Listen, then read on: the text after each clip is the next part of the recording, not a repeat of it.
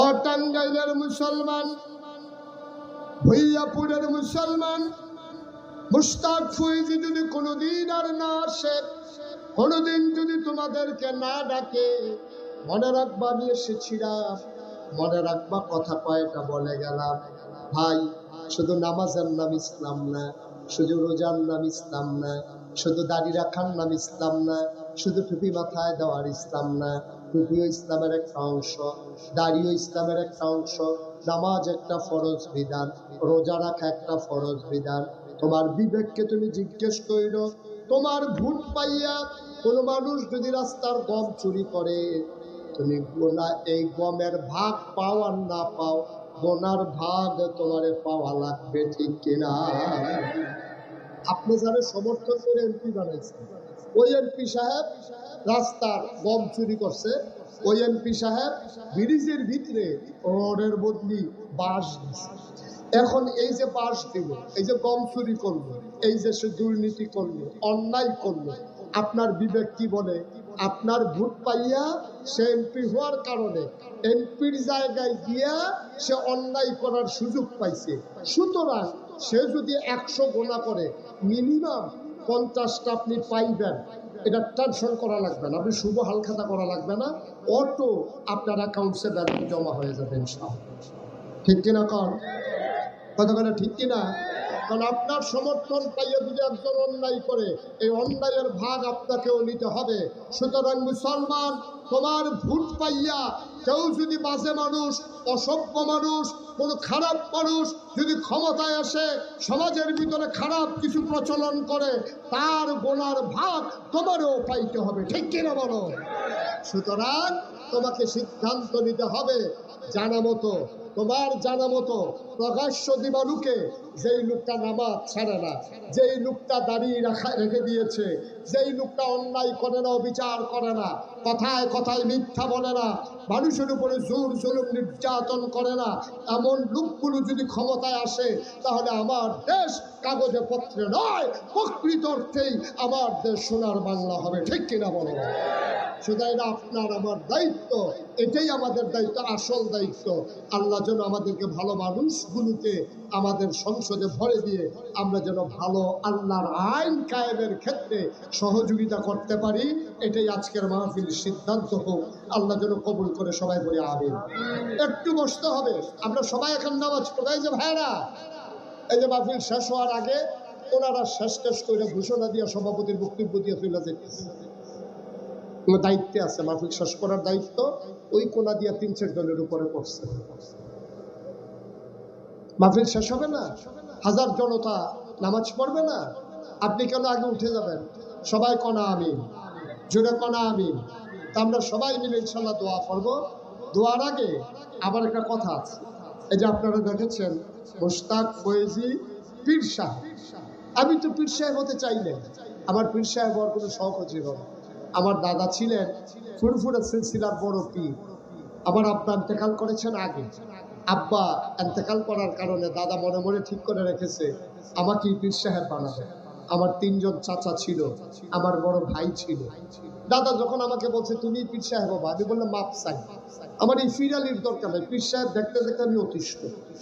কি হয়েছে? তো আমি তো সারা বাংলাদেশে দেখি, আমি মনে করছি ঘরের ভিতরে 5-6 জন বৈশা রয়েছে, পরে দেখি যে একজন এমন মোটা, এটা কি একজন না 5-6 জন বুঝারই কোনো উপায় নাই, ঠিক কিনা কর? এটার নাম হলো বাংলাদেশের পীর সাহেব। বাংলাদেশের পীর সাহেব হলো রিক্সাওয়ালা টাকা দেবে, সেই টাকা বৈশা বৈশা খাবে, ভিক্ষা করা মহিলা টাকা দেবে, খেটে খাওয়া মানুষ টাকা দেবে, তার ঘরের চুলায় আগুন জ্বলে কিনা পীর সাহেবের খবর নাই, ওই সেই লুকাইরা টাকা দেয় আর পীর সাহেব বৈশা বৈশা খায়। পীর সাহেব হইলে অটো চালানো যাবে না, এটা কে বলছে?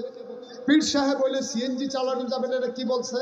বাংলাদেশের অধিকাংশ পীর সাহেব, তাদের কোনো চাকরি নেই, তাদের কোনো ব্যবসা নাই, তাদের কোনো কৃষি কাজ নাই, তারা বৈশা বৈশা মুড়িদের টাকা খায়। একটা জলজন্ত মানুষ, সামর্থ্যবান মানুষ, হাত আছে, পা আছে, নাক আছে, মুখ আছে, চোখ আছে, দৌড়াইতে পারে, বিয়া করতে পারে, বাচ্চা কাচ্চা জন্ম দিতে পারে, কিন্তু সেই লোকটা করে বৈশা বৈশা খাবে, এটা আমার বিবেকে ধরে, ঠিক কিনা কর? আমার দেশের পীর সাহেব গুলা অটু এইটা শিখছে, মুড়িদ দেখলে হাত এমনি বাড়াই দেয়, 2 জনের ধৈর্য হাতটা এমনি ঘুরাই দিছিল, আবার এমনি ঘুরে যায়। এটার নাম হলো পীর সাহেব। এগুলো আমি দেখতে দেখতে অতিষ্ঠ হয়ে যাই, বলে আমি পীর সাহেব হতে চাই না। আমার দাদা বললেন, তোমাকে আমি এমন পীর বানাতেও চাই, তুমি এমন পীর হবা জাতির বিনির্মাণের জন্য ভূমিকা রাখতে পারো। আমি চেষ্টা করেছি যে কোনো ক্রাইসিস পিরিয়ড ওভারকাম করার জন্য আমরা বলিষ্ঠতার সাথে ভূমিকা রেখেছি। যে 5ই আগস্ট সরকারের বদল হলো, আমাদের দায়িত্বে কুমিল্লা শহরে যতগুলো মন্দির ছিল আমরা আলেম ওলামারা মিটিং করে ছাত্র দিয়ে প্রতিটা মন্দির পাহারা দেওয়াইছি। সুবহানাল্লাহ বলবেন না? আমরা করেছি। এই বন্যার সময় আমরা মানুষের পাশে দাঁড়িয়েছি, করোনার সময় আমরা মানুষের ঘরে ঘরে পৌঁছে গিয়েছি সাহায্য নিয়ে। আমরা সেই রকম পীর হতে চাই না যেই রকম পীর বসে বসে খায়, ভিক্ষা করা মানুষ টাকা দেবে খায়, রিক্সাওয়ালার টাকা খায়। এইরকম পীর বাংলাদেশে দরকার নাই, ঠিক কিনা বলেন? আমার দাদা যখন জমিন দিয়ে বললাম যে আমাকে জমিন দেওয়া লাগে, তো জমিন দিয়ে কি করবা? আমি বললাম কাজ আছে। উনি আমাকে মাত্র 9 শতক জমিন দিল।